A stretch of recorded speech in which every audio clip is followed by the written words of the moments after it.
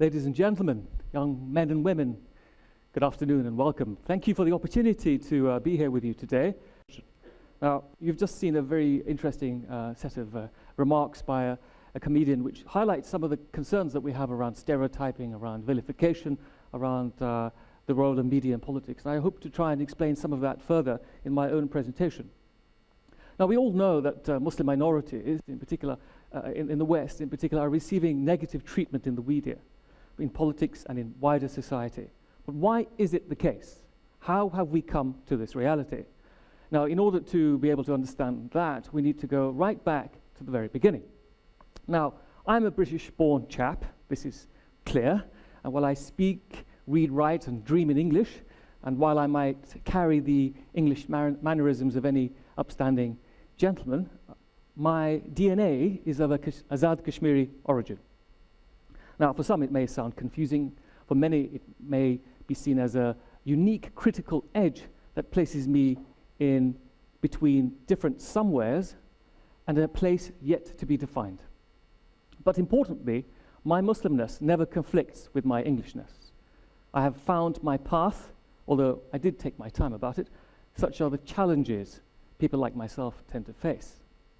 My world allows me to ask critical questions, to seek knowledge from many different domains.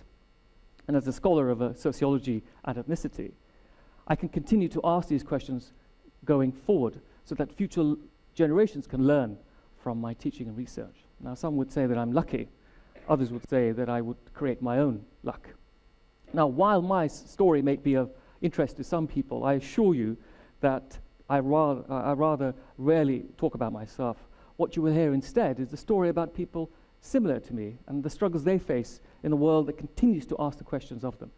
Now, in order to do that, we need to start at the beginning. And for me, the beginning starts with the end of the Second World War.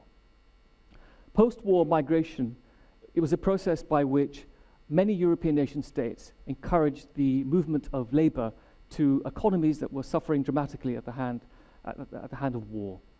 And now, many of these vacancies were in industrial sectors that were declining, where industries were already moving towards deindustrialization, where technology was replacing the need for human labor as such.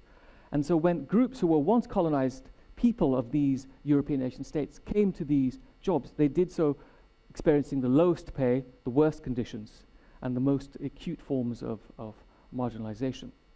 It was also met by failure on the parts of many of these Western European nation states to fully implement policies of integration, while assimilation was enforced culturally and politically. Here you have an example of a number of South Asian Muslim men who came to Britain in the 1950s and 60s. They ultimately ended up getting manual work and menial jobs in various industrial sectors, particularly manufacturing, engineering, motor vehicle sectors. But they were ostensibly aiming to integrate into society as English gentlemen. We can see here the photographs that they took when they arrived, celebrating their arrival to the new country, and sent these photographs back home to the villages of Azad Kashmir and so on. And here's just an example of just a number of people. But what is interesting about this is that they were not in any way seen differently, apart from the idea that they were of a particular color. There was no race, there was no ethnicity, there was no religion in the manifestation of these representations from within and without.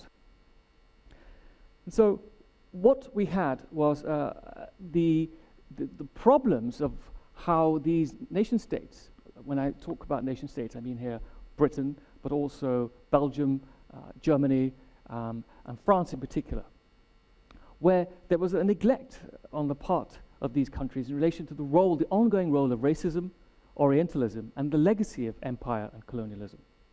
And the legislation that was enacted remained inadequate in being able to fight racism and the everyday encounters that many people faced in their local area communities.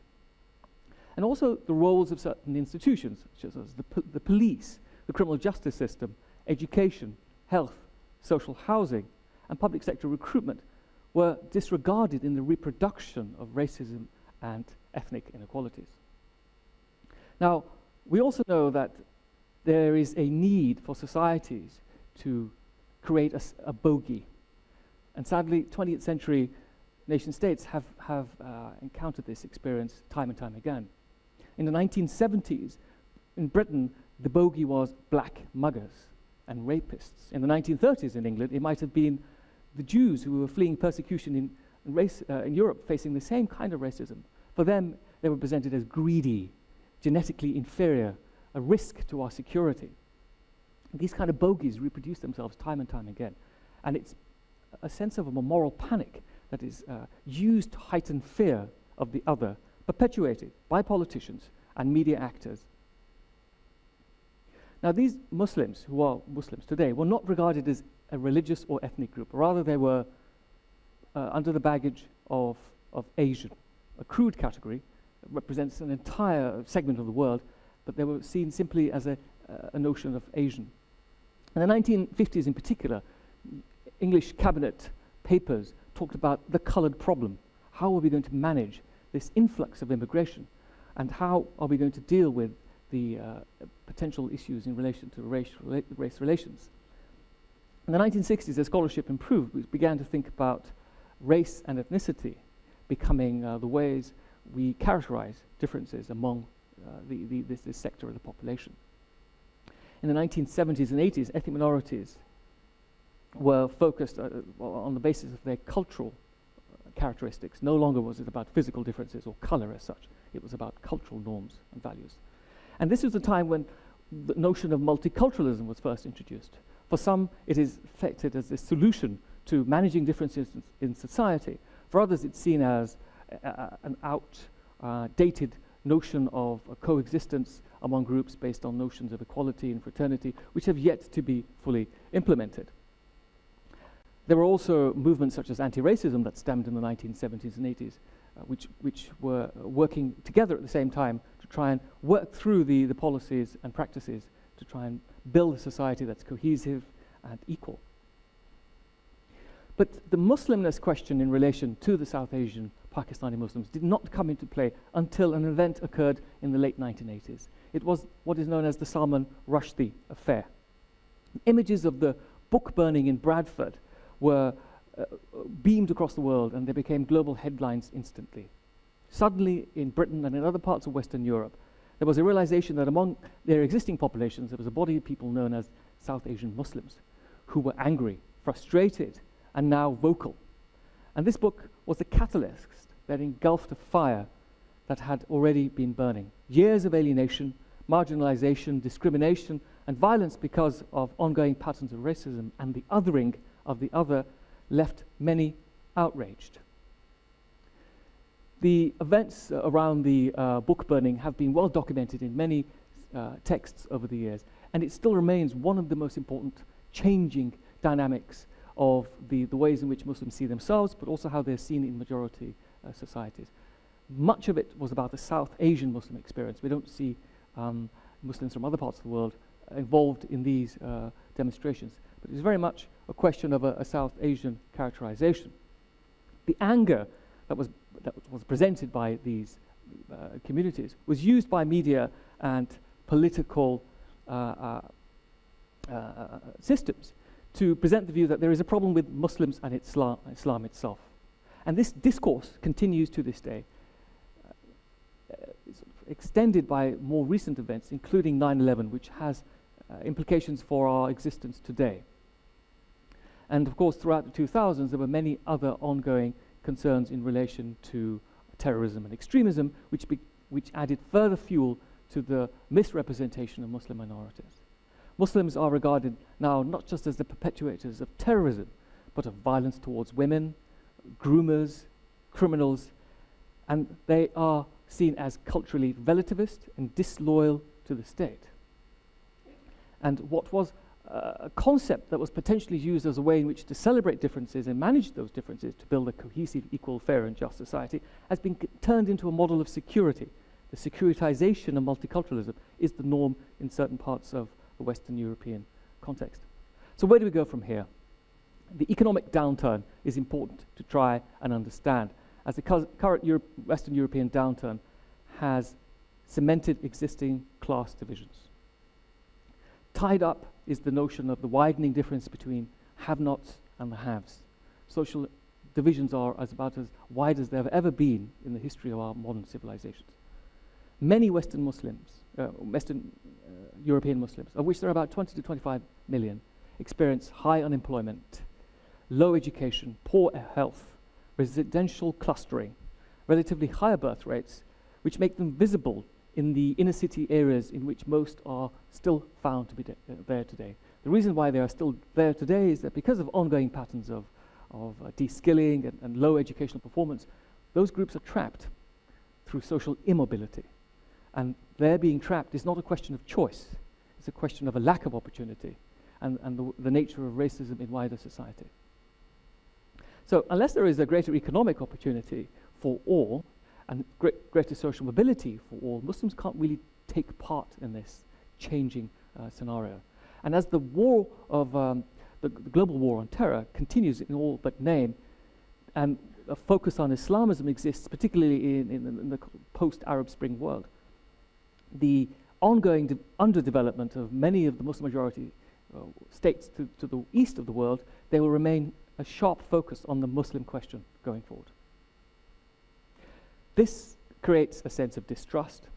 It breeds fear and insecurity from within the groups and without, in terms of the role of wider society as agents within that framework. And if we think about globalization, we're all global citizens in many ways. It challenges our very sense of who we are. And at a time where who we are is less about the characteristics that define us, but those that do not define us. Who we are is about who we are not more than anything else. It fractures national identities. It transcends local identities to global ones. And so all of this is an ongoing state of development that creates further questions and difficulties for an already beleaguered and marginalized community. The future does not look optimistic, but there are ways forward. Not all non-Muslim majorities are hostile to immigration, and they're now Muslim minority fellow citizens far from it. Moreover, there are plenty of surveys reproduced regularly that show that Western Muslims are pro-integration, they are open-minded, and they are generally loyal to the societies in which they reside. Now, as history has shown us, and as the realities continue to demonstrate today, much of what is going on in Britain in relation to the current halal food outcry, Switzerland in relation to the banning of minarets, France in outlawing the niqab and so on, says more about these nations than it does about the Muslim communities who reside within them. Current third and fourth generation Muslims are trying all they can to become active citizens in everyday life, and in many cases are succeeding despite the limited opportunities. We see scholars, professionals, writers, musicians, actors, dancers, football stars, and so on. Young men and women continue to find the middle path between faith, reason, logic, and community. And in many ways, they are acting as the vanguard for Muslim life and the lives of all people in the East and in the West. The success of the human condition is the ability to evolve. Humanity has been tested over the millennia, and it has always found a way forward. The times we live in are certainly challenging, but they can never be seen as insurmountable. Muslims, like other religious groups, have their internal struggles, this is without a doubt, and they do need resolving. But Western nations are also dealing with local and global challenges. But if all groups can understand the importance of working together, then hope can always stay alive. The phrase, "United we conquer, divided we fall," has never been more apt. Thank you for your time, and peace be upon you all.